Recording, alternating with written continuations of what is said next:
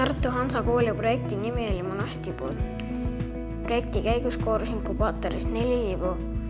Meie panime munad inkubaatorisse ja nägime, kuidas toimub linnu areng munastibuni.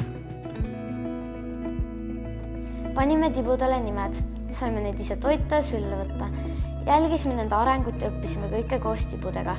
Arvutasime, kirjutasime, lugesime, joonistasime, lahendasime tekstülesandeid, tegime katseid, mõõtsime ja kaalusime neid. Tutvustasime nende arengut teistele. Tibud õpetasid meile üksteisest hoolimist ja kuidas ühiselt koos tegutseda. Õppeaasta lõpus viis õpetaja tibud nende kodutallu tagasi. Tibudega oli põnev koos õppida.